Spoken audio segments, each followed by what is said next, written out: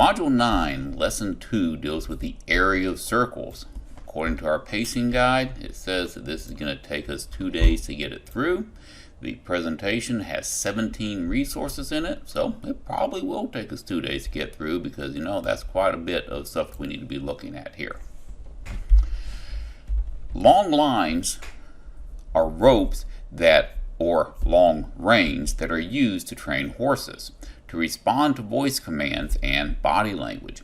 Trainers hold the end of a 30-foot long line while the other end is attached to the horse. The trainer turns in a circle as the horse runs along the edge of the long line. Yes, it is spelled funky, isn't it? Do you need to find the circumference or the area to determine how much space is needed for the trainer in order to use a 30-foot long line with the horse? Well, it's going to be the area. And why is it that case? Those are some of the things we're going to be learning about in today's lesson. The inquiry question asks, how can you use a formula for area of a parallelogram in order to help you to find the area of a circle? That's a really good question because I don't know the answer to that either. Let's take a look and see what they want us to do. It says two figures are shown, a circle and a wavy parallelogram. Drag a point on the slider to observe what happens to the figures and record your observations. How are the circle and the wavy parallelogram related? And what happens to the wavy parallelogram as more sectors are going to be added? The inquiry question asks, how can you use the formula for the area of a parallelogram to help you find the area of a circle? That's a really good question, and I don't know the answer to that, so let's get in here and find out what they say. They say that two figures are shown, a circle and a wavy parallelogram. Drag the point on the slider to observe what happens to the figures. Record your observations. How are the circle and the wavy parallelogram related? And what happens to the wavy parallelogram as more sectors are added? So right now it shows 4 sectors, and you can see they've got the actual parallelogram drawn out in here. And what they did is they took and cut these circles on the right up and placed that circle more or less inside their wavy parallelogram. So as we add more sectors to it, you can see how the humps that are outside the wavy parallelogram are going to get smaller. Let's do it again. Add some more sectors to it. The humps got smaller, and the more we add, the smaller those humps are going to be until we reach a point where the parallelogram is the area of the parallelogram is going to be very, very close to the area of the circle. Now we really had to break that down when we got all the way up to 18 sectors in the circle. Cut those 18 sectors up and put it up in our wavy parallelogram. You couldn't even see the humps going above and below the lines on it. They're still there. It's not going to be 100% precise, but it is going to be really, really close. Next, we're going to press the radius button, and we're going to drag the slider to observe what happens to the relationship between the height of the parallelogram and the radius of the circle and see what happens there.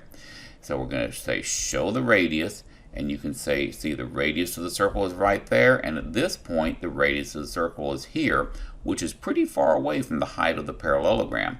But as we add more sectors to it, you can see the radius stays the same, but the height of the parallelogram gets a lot closer to the actual radius. And when we got to the point where we had 18 segments in our circle, 18 segments that we added to our parallelogram, we can see that it is almost, not quite, but it is almost exactly the same as the height of the parallelogram. The radius is still a little bit longer, and it always will be, no matter how many circles or how many segments you add to it. But the more segments you have, the closer it's going to be to being the exact same thing. Next, they want us to take and drag the slider and observe the relationship between the base of the circle and the circumference of the circle. You can see here that the circle here has got 1 section, 2 sections, 3 sections, and 4 sections in it. So the circumference is going to be 4 pieces of pie here. And what's the base going to be? You've got 1, 2 bases, sections of the base going on here. So the base is going to be, in this case, half of the circumference as far as the sections go. Let's go ahead and drag it on up to 10 sections. Now I've got 10 sections going in here. How many sections are the base? 1, 2, 3, 4, 5. Once again, half of 10. If I run it all the way up to 18 sections, how many sections are my base? 1, 2, 3, 4, 5, 6, 7, 8, 9. Once again, the base of the parallelogram, that's going to be equivalent to half of the circumference. So we could take and technically double the base of the parallelogram, and it would give us pretty close to the circumference. The height of the parallelogram is approximately equal to the radius, and the length of the base of the parallelogram is about half of the circumference. The answer checks. Easy math. Next, we want to work to derive the formula for the area of the circle based off of this knowledge. So when dividing the circle into sections, the sections can be arranged to form a figure resembling a parallelogram. So here you have got your circle. It was divided into a whole bunch of sections, and they acknowledge the fact that the radius is going to be the height of the parallelogram that you see right here, and then half of the circumference is going to match up to the base. So you have, shows here, 1/2 times the circumference is going to equal the base of the parallelogram. You can then use a formula for the area of a parallelogram to derive the formula for the area of a circle.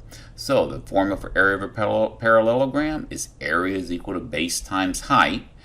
The base, we can see, is 1/2 times the circumference, and the height is going to be the radius. So they can take and start off by changing the height to be the radius. So they replace the h with an r right here because the height is equivalent to the radius. And they took the base and they changed the base to be 1/2 times the circumference. From here, we can take and say, well, the circumference of a circle, as we've learned in previous lesson, is 2 times pi times radius. So now you could say 1/2 times 2 times pi times radius. You take that and you're going to find the area of the circle. Pretty darn close. And you can see down here on the bottom now, they said the formula area is equal to 1/2 times 2 times pi times radius could be rewritten as area is equal to 2 times pi times radius squared, which you can't really highlight the whole thing, but we're going to highlight between the sides of it here. This right here, that is going to be the formula for the area of a circle we've got. And once again, I'm going to show you how they got it. The 1/2 times 2, those divide each other out, leaving you pi times radius, and radius times radius. That's equal to radius squared. So the formula for the area of a circle is area is equal to pi times radius squared. Let's see what they have for us next. Continuing on learning the area of a circle, we've got some definitions coming in here. Area is the measure of the interior surface of a two-dimensional figure. Going to highlight that. And as with all polygons, the area of the circle is expressed in square units, even though it's round. We're going to select a card to learn about it. So in words, we can say the area of a circle is equal to the product of pi and the radius squared, that formula we just derived. If we look at the symbols, that gives us the capital A, you always use a capital A for area, is equal to pi times radius squared, and you always use a little r for radius.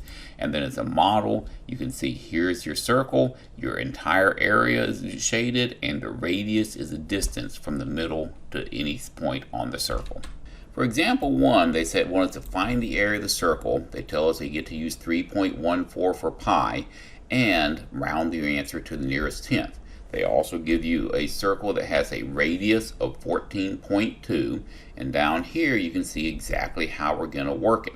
Now, if you wanted to make an estimate first, we could estimate pi to be about 3. 14 squared is, don't know it off the top of my head, but when you multiply 14 times 3, you get 588.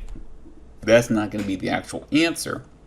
That's just a rough estimate you can have to make sure that your answer is in the ballpark. Scrolling down from here, we always start with our formula. If you do not write the formula first on each and every problem of your homework, you will of course have done them just for fun. So I have the formula, area is equal to pi times radius squared.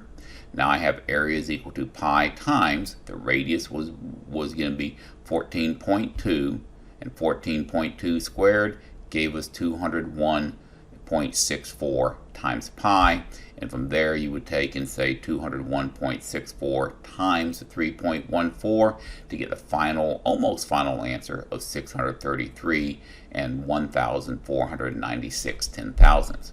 The instructions said to round to the nearest hundred, so the nearest hundredths is be 163.15. Check our answer and our checks. That is one good way of showing your supporting work. I'll take that all day long. Go ahead and try that one, and then on example 2 I'm going to show you how I do my supporting work, which is pretty similar to it. Now it's going to be your turn. Go ahead and pause the video, find out what the area of this formula, this circle is. You can, excuse me, had to sneeze. You can use the way they showed it to you, and then I'm going to show you how I would do it, which is pretty similar. So how did that one work out for you? Let's take a look at what I'm going to do. I'm going to start off with area is equal to, now pi is going to be 3.14 times my radius is going to be 11.65. I guess I should have told you could use a calculator on this, and it's going to be squared. So now I'm going to have area is equal to 3.14. I think I want my pen a little smaller on these, times, and then I'm going to take and grab a calculator, which is function right here, maybe. Let's try that again. Function that, or maybe there it is. So with the calculator I have 11.65, 11.65, and I'm going to square that, which gives me 135.7225. So I have 135.7225. From there, all I have to do is multiply that amount times pi, which is 3.14. So I'm going to bring that back up, times 3.14. And when I do, I get rounded to the nearest hundredths position, 426.17, 426.17. And that would be the final answer. That's going to be the number I'm going to put in the computer for our answer on it. So we have 426.17. Whoop, that's not what I wanted. Let's try that again. Oh, you know what? We logged out. Hold on. Here we go. 26.17. That's not 4. That's 126. Now I need to verify my number. Here, 426.17. So put a 4 in there and check it, and the answer checks. Now, I think you will agree that the way I showed my work, it makes a little more sense than the way the textbook showed theirs.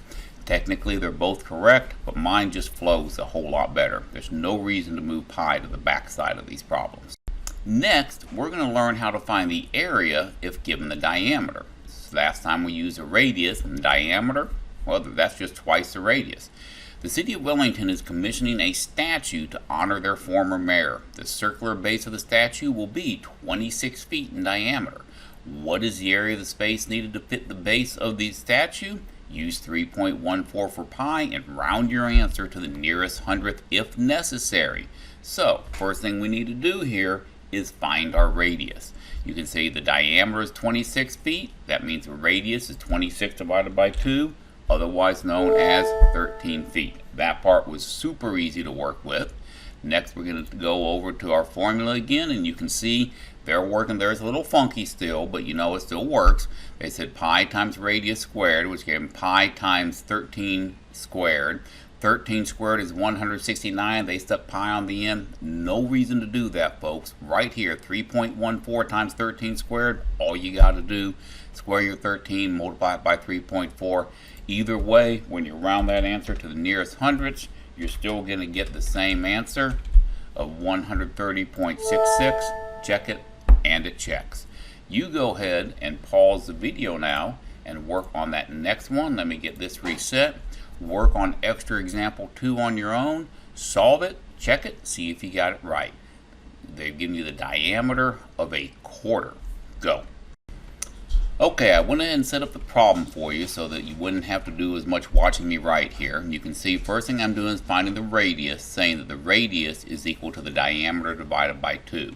That means the radius is equal to 2.26 divided by 2. So the radius is equal to, punch that into my calculator, 24.26. I think I said that wrong a moment ago. Divided by 2 is going to give me 12.13. I'm going to circle that, not because it's the answer, but it is an important sub-answer. And then I'm going to come over here and I'm going to put 12.13 squared. And from here, I'm going to say area is equal to 3.14 times 12.13 squared. All I have to do is hit my squared button right there. And that gives me 147.1369. 147.1369. Next, I have to multiply that value times 3.14. So I'm going to come over here and say times 3.14 equals, and that gives me that big old scary number, which rounded to the nearest hundredths place is going to be area is equal to, I think it was 462.01. Am I right? Let me go back and look. Yep, that should be it. So let's go back and check it over here. 462.01 and check, and it checks. Easy math. This right here is going to be my supporting work that justifies my answer, and you're going to need supporting work like that on all your problems for your homework. This is where we're going to stop part 1. When we come back and work on part 2, we're going to take it to the next level where we learn about finding the area of a semicircle. I'll see you in part 2.